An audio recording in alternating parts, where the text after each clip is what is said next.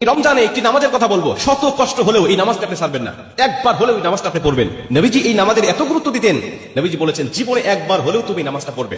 এই হাদিসটি ইবনে মাজাহ শরীফের, তিরমিজি শরীফের এবং আবু দাউদ শরীফের 1297 নম্বর হাদিসের মধ্যে হাদিসটা বর্ণনা হয়েছে এই নামাজের কথা। নবীজি তার চাচা আব্বাস রাদিয়াল্লাহু তাআলা আনহুকে ডাক দিয়ে বলেন, চাচা আমি আপনাকে এমন একটি নামাজের কথা বলছি, এই নামাজটা আপনি প্রতিদিন একবার হলেও আপনি আদায় করবেন।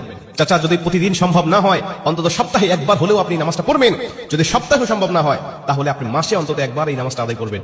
চাচা যদি মাসেও আপনার পক্ষে কষ্টকর হয়ে যায়, বছরে একবার পড়বেন। যদি বছরেও না পারেন, জীবদ্দশায় অন্তত একবার হলেও নামাজটা পড়বেন। কারণ এই নামাজটা এত পাওয়ারফুল নামাজ, এই নামাজটা আদায় করার কারণে আপনার প্রকাশ্যে অপ্রকাশ্যে যত গুনাহ করেছেন, আপনার ইচ্ছায় অনিচ্ছায় যত গুনাহ করেছেন, আপনার অতীত জীবনে যত গুনাহ করেছেন, সব গুনাহ আল্লাহ আপনাকে ক্ষমা করে দিবে।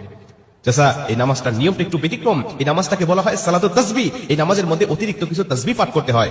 সুবহানাল্লাহ, আলহামদুলিল্লাহ, লা ইলাহা ইল্লাল্লাহ, আল্লাহু আকবার। এই চারটা তাসবিহ একত্রিত করে সুবহানাল্লাহি ওয়াল হামদুলিল্লাহি ওয়া লা ইলাহা ইল্লাল্লাহু আল্লাহু আকবার, এই তাসবিহগুলো, এই বাক্যগুলো এখানে পাঠ করতে হয়। 4 রাকাত বিশিষ্ট এই নামাজ সালাতুত তাসবিহ 4 রাকাত পড়তে হয় এক নিয়তে। 4 রাকাত নামাজে প্রতি রাকাতে 75 বার করে করে মোট 300 বার এই তাসবিহটা পাঠ করতে হয়।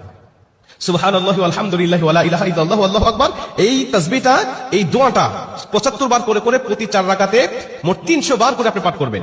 কি নিয়মে পাঠ করবেন আমি আপনাকে নিয়মটা শেখাচ্ছি। আবু দাউদ শরীফের 1297 নম্বর হাদিসের মধ্যে যে নিয়মটা এসেছে, আমি এই নিয়মটা আপনাকে শেখাচ্ছি।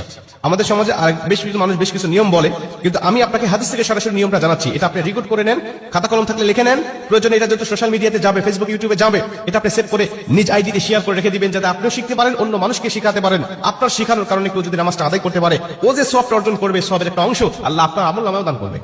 এজন্য এগুলো মানুষের কাছে ছড়িয়ে দিবেন যত সম্ভব হয়। আপনি প্রথমে যখন নামাজটা শুরু করবেন, নিয়ত করবেন নফল নামাজের নিয়ত করে, অন্যান্য নামাজে যেভাবে সানা পাঠ করি আপনি সেভাবে সানা পড়বেন। অন্যান্য নামাজে যেভাবে সূরা ফাতিহা পড়ি ওভাবে সূরা ফাতিহা পড়বেন। অন্যান্য নামাজে সূরা ফাতিহার পরে যেভাবে সূরা মিলান ওইভাবে সূরা মিলাবেন।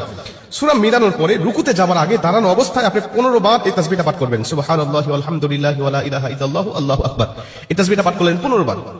15 বার পাঠ করার পর আপনি রুকুতে চলে গেলেন। রুকুতে গিয়ে রুকুর যে তাসবিহটা আছে, তাসবিহটা পাঠ করার পরে সুবহান রাব্বিল আযীম বলার পরে আপনি এই তাসবিহটা আবার পাঠ করবেন 10 বার।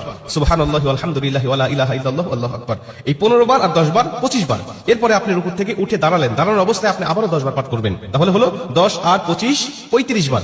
এরপরে আপনি রুকুতে চলে যাবেন। রুকুতে গিয়ে রুকুর তাসবিহটা পাঠ করার পরে আবারও পড়বেন 10 বার। এই হলো 35 আর 10 45 বার। এরপরে আপনি রুকু থেকে আবার উঠে বসে পড়লেন। বসার পরে আপনি আবার পড়বেন 10 বার। 45 আর 10 55 বার। এরপরে আপনি আবার রুকুতে চলে যাবেন। রুকুতে গিয়ে রুকুর তাসবিহ পাঠ করার পরে আবার পড়বেন 10 বার। এই হলো 10 আর 55 65 বার। এরপরে